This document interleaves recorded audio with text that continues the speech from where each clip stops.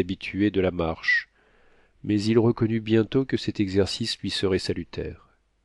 Il s'avança de plusieurs milles dans l'ouest et son esprit se réconfortait déjà lorsque tout d'un coup il fut pris de vertige.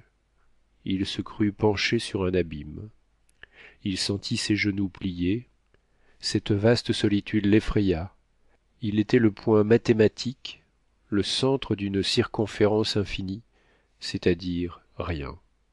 Le Victoria disparaissait entièrement dans l'ombre. Le docteur fut envahi par un insurmontable effroi, lui, l'impassible, l'audacieux voyageur. Il voulut revenir sur ses pas, mais en vain. Il appela, pas même un écho pour lui répondre, et sa voix tomba dans l'espace comme une pierre dans un gouffre sans fond. Il se coucha, défaillant, sur le sable, seul, au milieu des grands silences du désert. À minuit, il reprenait connaissance entre les bras de son fidèle Joe. Celui-ci, inquiet de l'absence prolongée de son maître, s'était lancé sur ses traces nettement imprimées dans la plaine. Il l'avait trouvé évanoui. Qu'avez-vous eu, mon maître demanda-t-il. Ce ne sera rien, mon brave Joe.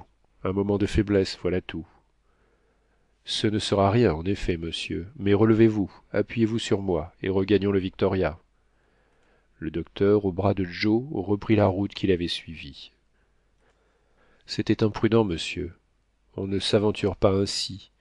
Vous auriez pu être dévalisé, ajouta-t-il en riant. Voyons, monsieur, parlons sérieusement. Parle, je t'écoute. Il faut absolument prendre un parti.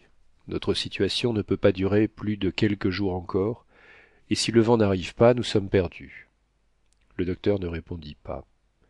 Eh bien, il faut que quelqu'un se dévoue au sort commun, et il est tout naturel que ce soit moi. Que veux-tu dire? Quel est ton projet? Un projet bien simple. Prendre des vivres et marcher, toujours devant moi, jusqu'à ce que j'arrive quelque part, ce qui ne peut manquer. Pendant ce temps, si le ciel vous envoie un vent favorable, vous ne m'attendrez pas, vous partirez. De mon côté, si je parviens à un village, je me tirerai d'affaire avec les quelques mots d'arabe que vous me donnerez par écrit, et je vous ramènerai du secours, ou j'y laisserai ma peau.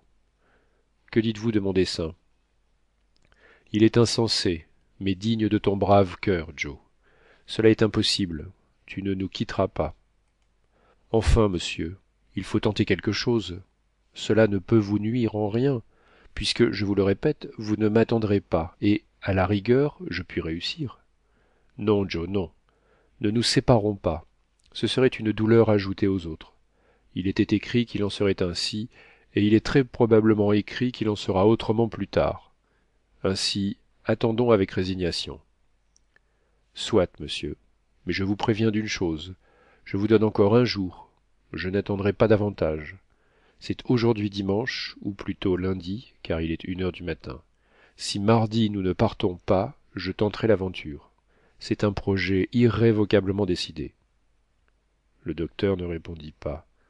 Bientôt il rejoignait la nacelle, et il y prit place auprès de Kennedy. Celui-ci était plongé dans un silence absolu, qui ne devait pas être le sommeil. Chapitre 26.